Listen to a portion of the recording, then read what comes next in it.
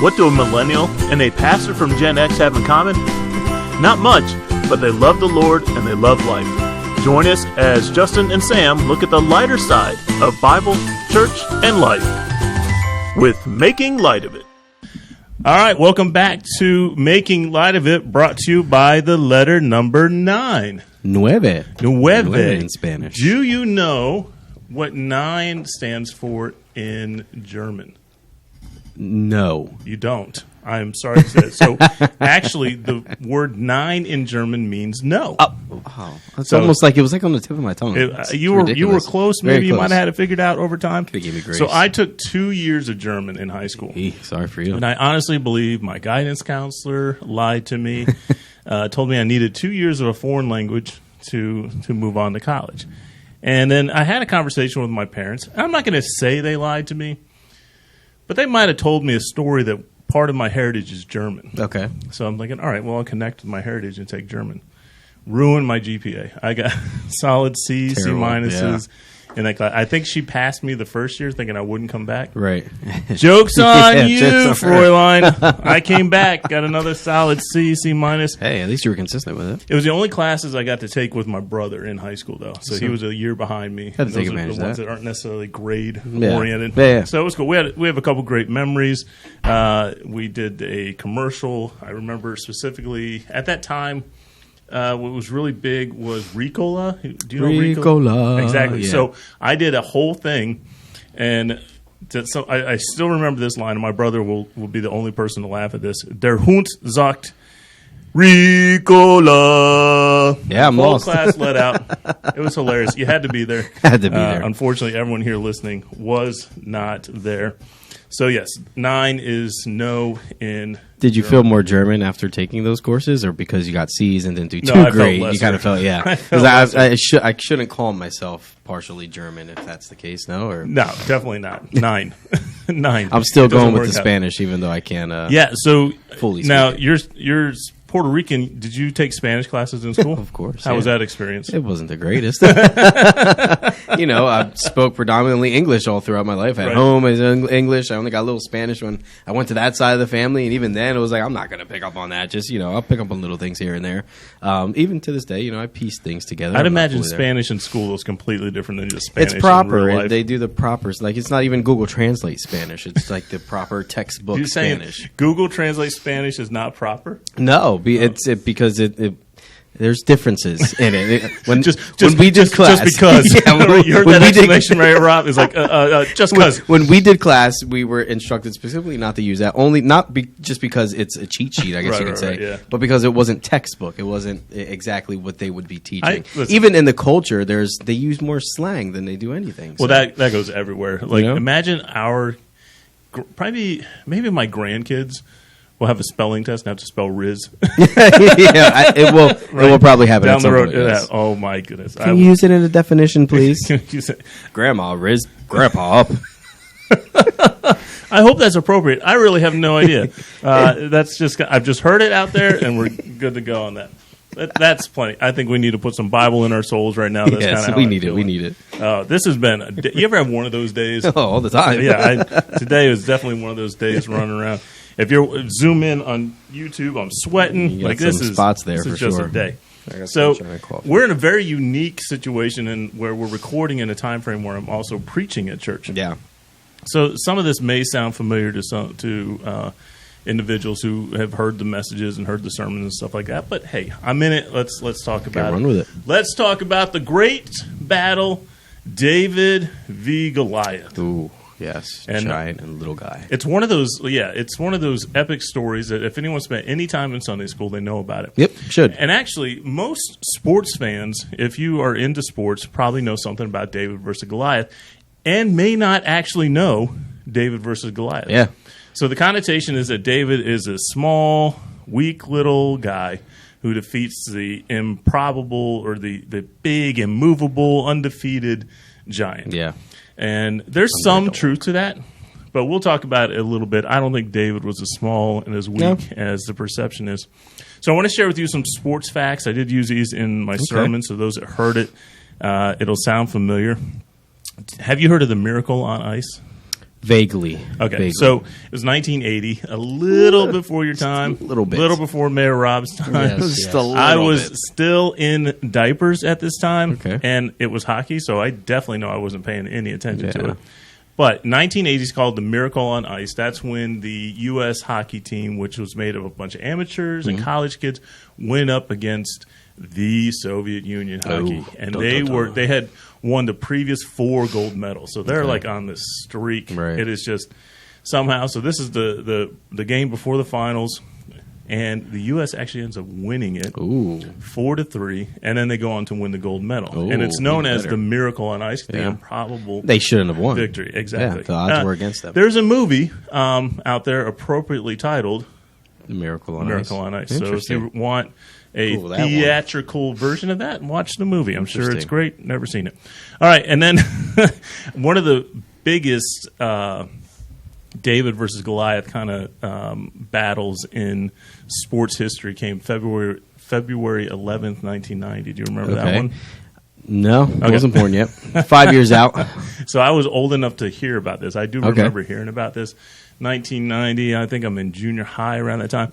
So Mike Tyson, you know the name Mike Tyson. I know the name. Right? I know the so name, Mike for sure. Tyson at this point in time is 37-0. He's undefeated, and he's just knocking boys out. Like that's his thing. Like he is just this little bulldog machine. This is pre-face tattoo, pre-biting the ear Mike Tyson. So he is like Pretty fun. Like he's still an icon. Like, do they call it an icon? Like, is that the right word for him? I assume he's a cultural icon. Yeah, cultural something like icon. Yeah, definitely. I think there's no way you mention the name Mike Tyson and nobody's like, Right. I mean, maybe some dat, younger right. kids, but most people are like, oh, yeah, I Well, know. even now, I think he's set up to box like one of the famous. Still YouTube rather guys or relevant. something Yeah. like that, right? What's it? Jake Paul. Okay. Jake Paul. I think they're set He's to boxing box it Is there up. like a 30-year age gap or something between There's those guys? definitely a decent age gap there. And now I know. But I mean, look at Mike Tyson, dude. Is I have still a seen some videos monster, from that. dude. No way. Those the are big lethal thing when I hands. was in high school used to be, hey, how much money would it take for you to go in the ring for 3 minutes? Like people like $1 million, $2 million, and the thought process is, if you're just a regular dude taking a punch from him, you're literally going to die. Yeah, you're So not even going to last. Can you 3 run minutes. around for 3 minutes? Yeah, and not that's last the him? thing. You have to avoid. The answer is no. Probably not. You couldn't. He's You quick. couldn't. You'd have to be an elite athlete. So, anyways, in 1990,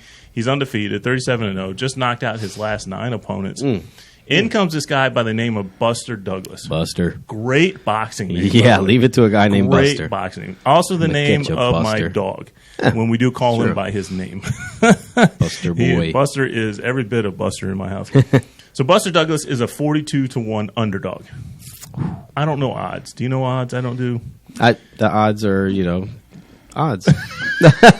Well, I'm glad we clarified Quote that. Quote that. Yeah. That's exactly. Write that down. Come on, I'll let's tell you, not forget it. betting. Side note: betting has taken over all sports radio. Yeah. Like, so when I hear them start talking about odds and all, I check out so quickly. I have no interest in Even it. then, you got sports players playing the game, betting on it nowadays. Yeah. Even We more got all so that kind of now. stuff. I try to stay so far away from it. Yeah, for Listen, sure. as a follower of Christ, there's no need to be betting and putting No your monies in there. need. Okay, so anyways, Mike Tyson, Buster Douglas, huge underdog. This is a David versus Goliath thing. And I wouldn't be saying it's a David versus Goliath story if we didn't have a dramatic ending to Yeah, it. something. 10th round, Buster Douglas knocks Mike Tyson to the canvas. Wow. And people are like, That's the last round, right? 10th? what? That's it. I don't. Is I that think the last boxing round? matches can go anywhere from 10 to 15 Okay, rounds. so he's right there I in think the end 12 stages. is common. I think that's usually what that is. Not bad. Knocks him down in the 10th round, and Tyson does not get back up for the count. He's out. So an incredible upset. That's a humbling So experience. I was looking up, like, I literally every search engine now has an AI. Like they call it AI, Yeah, right? It's And kind of creepy. it's very creepy. So I just said, give me some David versus Goliath in sports, and it spit out a bunch of them. Those are a couple that were at the top of that, and they all harken back to the great battle at the Valley of Elah in 1020 BC, David v. Goliath. And we all know the classic story of David versus. Why don't you tell me the classic story of David versus You know Goliath? what? David gets, pretty mad that Goliath is talking smack on the people and on God, and he comes out and he's like, yo, anybody going to do something about this? And basically he's like, well, hey, let me do something about it. He comes out with his sling and his stones, and he's like, all right, let's get this thing going. And he slings his stone, and the stone does the stony thing, and it hits the head, and the giant go down. He And then slings bye his bye stone. Goliath. Matter Well- of fact, to the point that he says, going to cut your head off and I'm going to show it off. Using Goliath's sword. Yeah, using his sword, which that I can't even put together in my mind. So there's another thing, too. Goliath's sword is huge. So, yeah, David defeats Goliath using one stone. How'd I do? Did I do it right? You did okay. Tried to put it in. You were rizzing. Yeah, it was definitely. Yeah, I felt that. Is that appropriate? Maybe around that is appropriate. Okay, I figured that was. So Goliath is this great warrior. I mean, literally a great warrior. Yeah. There's two sides, and he's so big and intimidating from across. Like, imagine there's two mountainsides, a huge valley in between, and he's coming out to the edge of the valley every morning, declaring, I defy the armies of Israel. Yeah. Basically, that word defy in Hebrew means I bring shame. I bring shame upon Israel. And David is... Now, where's David before all this? He's out in the field. On the fields, yeah. Right, watching the sheep, spending time communing with God. And that, you just see over and over again, like his heart in the Psalms and all that. David... God called him a man after his own heart. Long before David came on the scene, God said, there's a man out there after my own heart. Such a compliment right there. My goodness. It is something. So this is where he's at. So imagine he's out in the field, and all he is doing is communing with God. Yeah. I mean, it's just a beautiful, beautiful moment. And then he comes, and he's coming to visit his brothers. That's what he's doing. He's bringing food to his brothers. Yeah. At those times, the family provided the rations for those in the war. So he was bringing the rations for his three older brothers who happened to be there. And then while he's there, Goliath comes out and says, I defy the armies of Israel. And Dave's like, what? Triggered! Who dare defy the armies of God's people? Talk about my God like that. Yeah, that's exactly it. He's like, this makes absolutely no sense. Like, what's going on here? And he's so upset, and it just doesn't make sense to him because who would do Probably this? never heard such a thing like that before. Never. And he's like, and then it starts to bother him. Like, wait, what? Why isn't anyone doing anything about this? And then he has this perpetual question that's over and over again. What's going to happen to the guy who takes him down? Like, what's going to happen? What's going to happen? And eventually it works its way up to Saul. And Saul says, well, you'll get all this. You get my daughter, get some gold. A little get some incentives rations, there, there. And, all you got to do is go take him out. And he's so persistent and so confident in it that Saul says, all right, you're going to go do this. Now, that's what I want to focus in on. Why does David have this confidence? Yeah. And a lot of it comes down to his experience with God. Now, he's spending time in the field. He's all over with him. And I think I gave you the verse. So there's a time in this situation where Saul has lost favor with God and has a troubling spirit. And now his people around him are like, okay, Saul, I get it. But we have a solution. Let's get someone to play for you. Yeah. And it just so happens David is a very skilled musician as well. Out in the fields practicing. You get a lot of downtime watching sheep and stuff. Yeah, you're just sitting there. Why not play the lyre? You're bringing the lyre. The lyre. The lyre? Lyre. Lyre is the look he gave. You say nueve. I say lyre. Liar. Liar. Liar. It sounds like an insult. It does sound Go like play an that insult. liar. Why and you he's call on me a it. liar? And he's on it. So 16:18, this is how the guys describe him. Yeah, it says in 1 Samuel 16:18, one of the young men answered, behold, I have seen a son of Jesse, the Bethlehemite, who is skillful in playing, a man of valor, a man of war, prudent in speech, and a man of good presence, and the Lord is with him. Right. So it's like, look, he's got all these things. He's skillful in playing, so he's a good musician. Yep. He's a man of valor, meaning he steps up. He's a man of war, meaning he's been in battle. Now, he hasn't been in any battles. So apparently word is out that there's some things that he can handle. We'll get to that in a little bit. Ooh, yeah. Leave it a little Easter egg. I don't want yet. Let's just put it in there. Little callback coming. Yeah. And he's a man of good presence, meaning there's something about him when he steps in, like people know he's there. He's prudent in speech, meaning he knows what he's talking about when he talks about it. Thinks ahead. And the big kicker, and the Lord is with him. And this is someone who sees these characteristics in him. This isn't written down. This is like, I recognize this in this guy. Like if David had a Facebook profile, boom, that's his bio. This year, back at that time, Tony, probably MySpace profile. My rock. My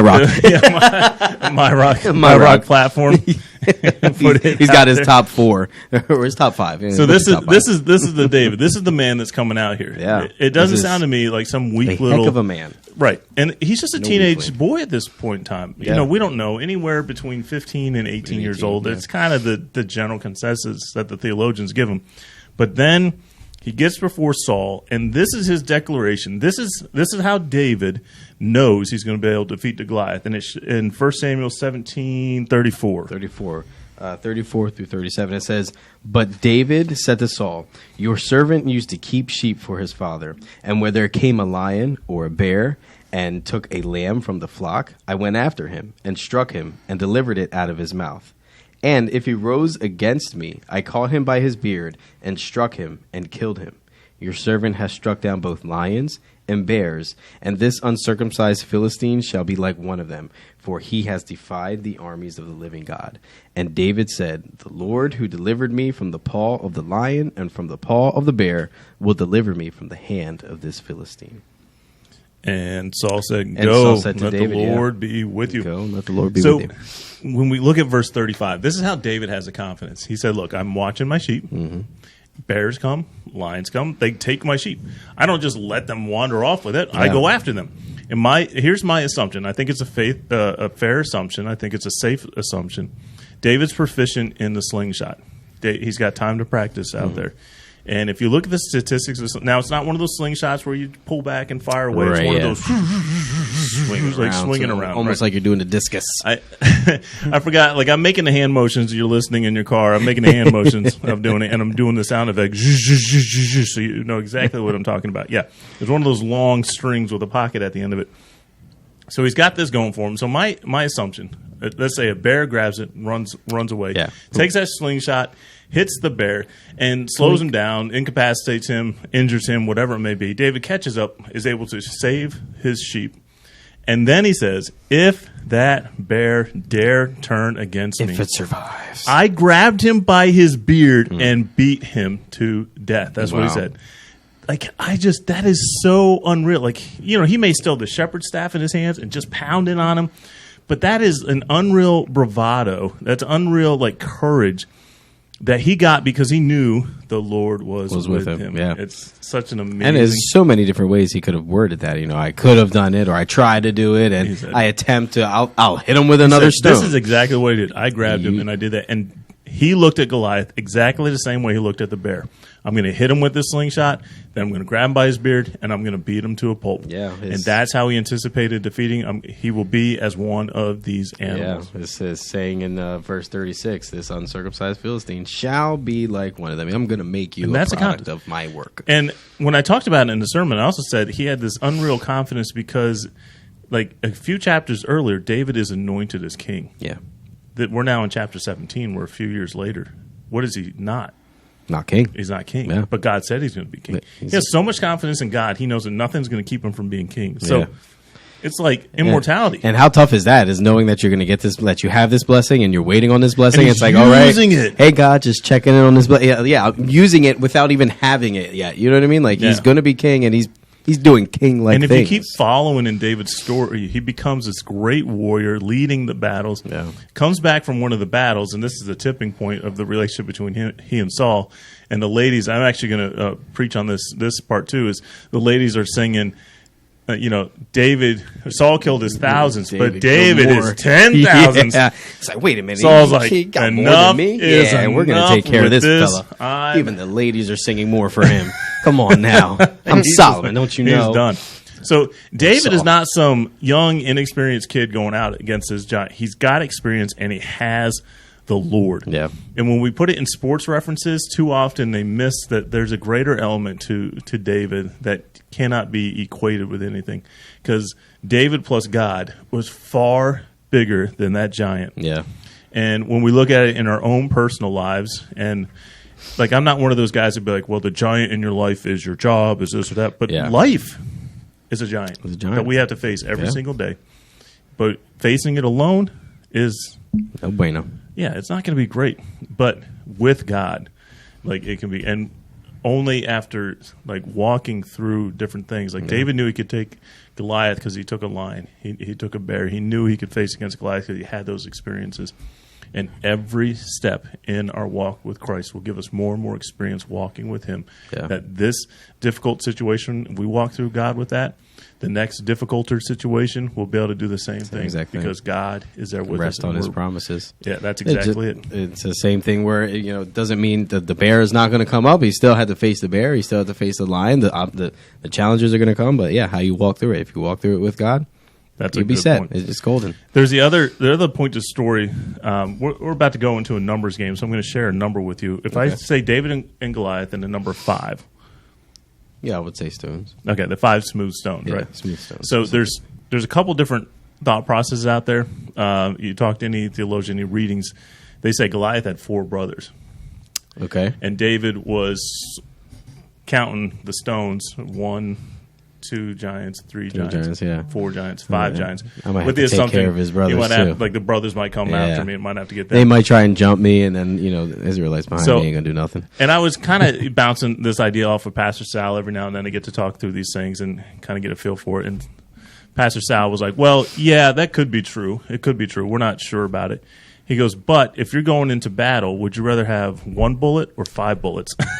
I was like, makes a valid that's point. A very good point. That's enough for me to say, hey, yep, exactly. Yeah, it could be, but it sounds good. Maybe you only have room for 5 in a stack. Now, there's always a significance to things in the Bible. Numbers especially, yeah. So, but I thought that was a great perspective. That is a good perspective. If you had a choice between 1 or 5, you take 5. And quite frankly, we saw that the Philistines weren't willing to honor their commitment because once the goal was the winning soldier, the other army would take a knee. Come over, They ran. Yeah. So, and David probably knew this isn't going to happen. So if they come at me, at least I can take the first 4 guys before I have to take the staff to him. We cut his head off, too, to make sure they know that we're not playing no games, So we're going to jump right. I know you had some things we're going to save for the next episode. Okay.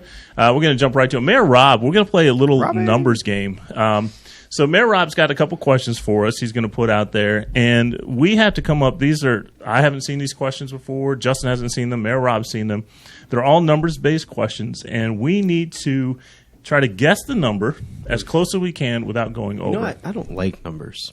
Math? The book of the Bible? How dare you? Even that one, I'm not going to lie. I might flip a couple pages a little too fast, just saying. But, man, I'll write an essay before I have to do anything with numbers. Really? Give me 10-page essay. Okay, so I'm a math guy. I nearly aced today. math on SATs. Don't give me any of that writing stuff. Dude, I've never taken an SAT, and I've never aced math. So that's 2 differences we have right there off the bat.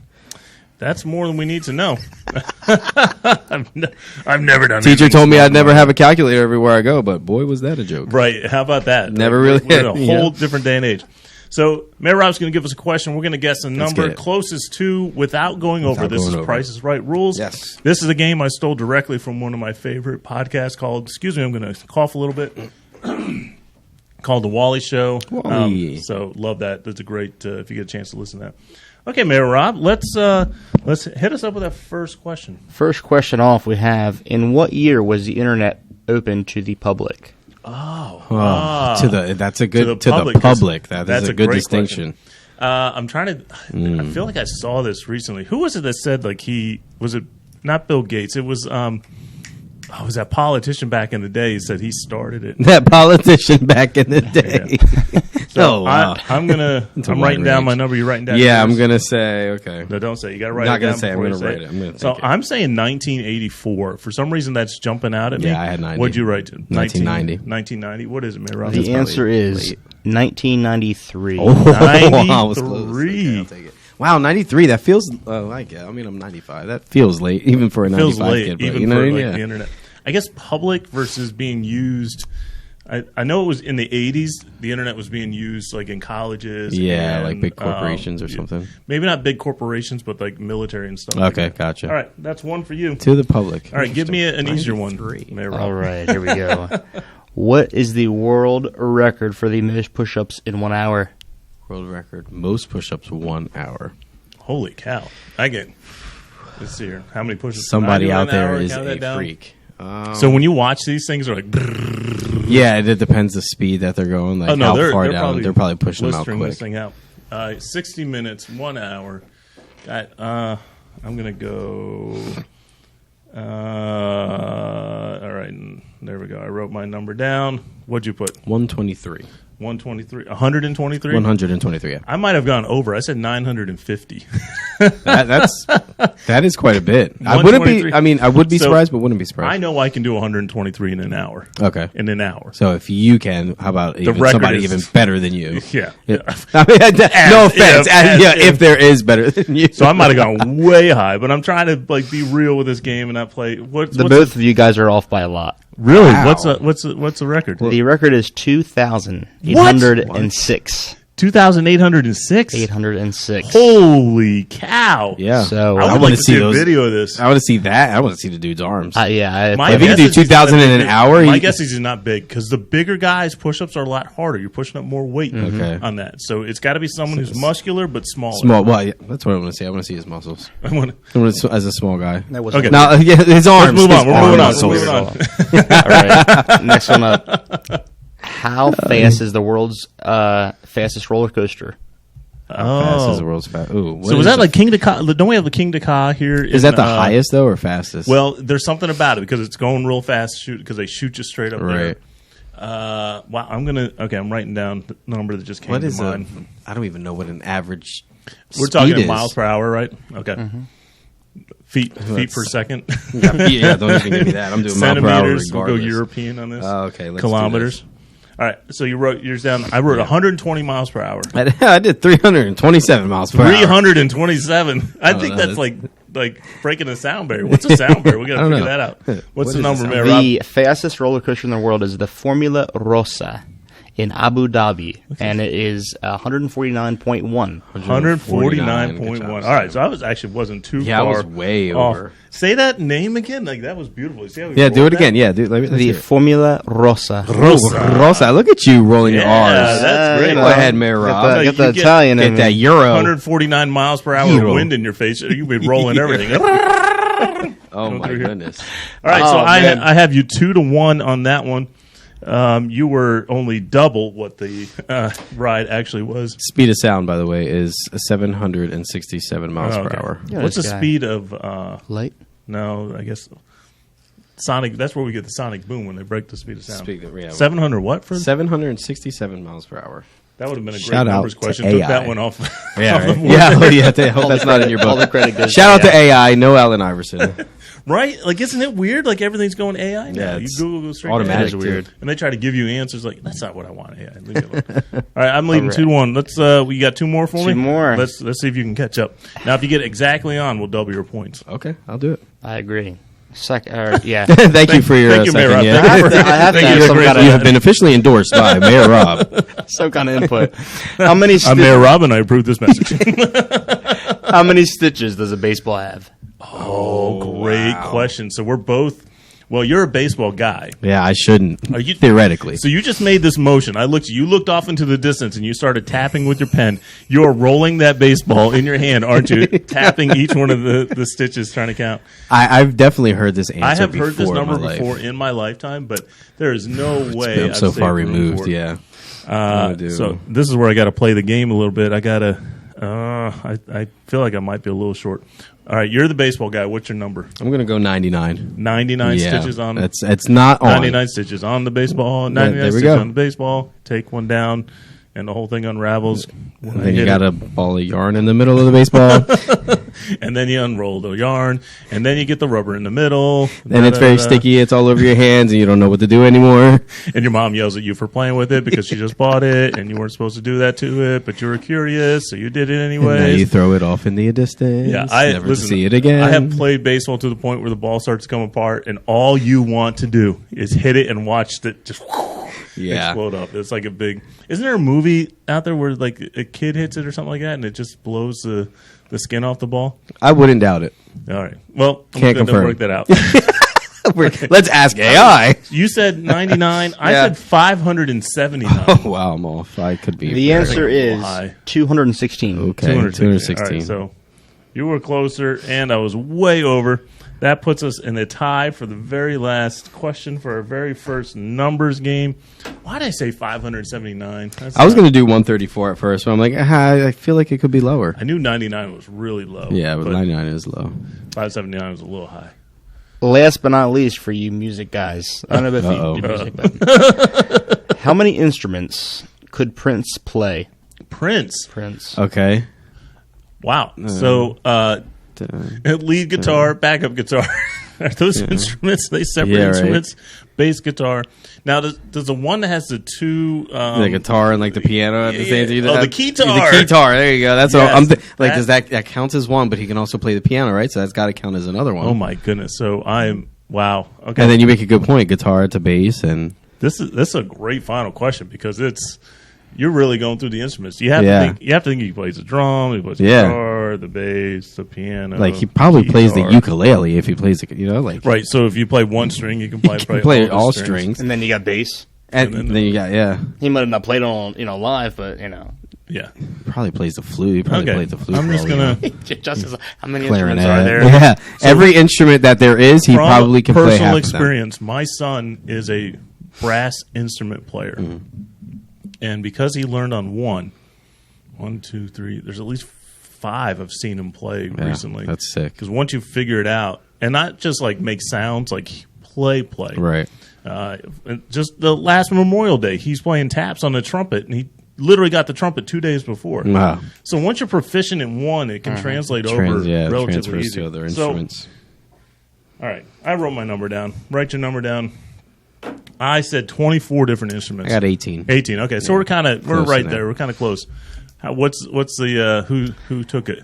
The answer is, drum roll inserted, 27. Oh, 27. What did you have? I said 24. You're right on. That's good. That's 27 close. instruments. 27 is sick. Oh my goodness! Wow. Now, if I didn't have my musically talented kid at home, I would think that this is ridiculously impossible. Well, he's but a there freak is of lot nature, of but crossover. So if you're playing a string instrument, you can probably play most string instruments. Wow. And it's not an instrument, but he could play basketball apparently. So Really? yeah, he really is pretty good at it. Could play basketball. Could, yeah, he Past could. tense. Rest in peace. R.I.P. Yeah, didn't need to bring the whole podcast down on that. We're just going to end it on that note. Well, there's not a lot. Okay, Rob, that's a great idea. We're going to wrap this thing up. All right, there, my friend Justin. What did you learn on this episode of Making Light of It? I learned that roller coasters cannot go 327 miles per hour. I think you would die. You know, I wouldn't be surprised though if somebody was like, "This is the most epic thing now in the world, the fastest roller coaster, 327." You have to put a whole oxygen mask on and stuff. Yeah, it's called rockets. You hit G-force at some point or something like that, whatever it's called. When you get, you just start losing your face. It's got to be like a few G's just throwing you back in the seat. Imagine waiting in line. 5 seconds. How long would the track have to be? That's the fastest roller coaster you get done in literally 13 seconds. You're done. Across the United States, waiting in line 3 hours. It started, you're done, and your stomach is in your brain. That's great. I'm slightly disappointed they can't go that fast. Listen. That fact with why do I keep wanting to say Purple Rain? Well, it's one of his greatest I know. songs. It's all I can remember.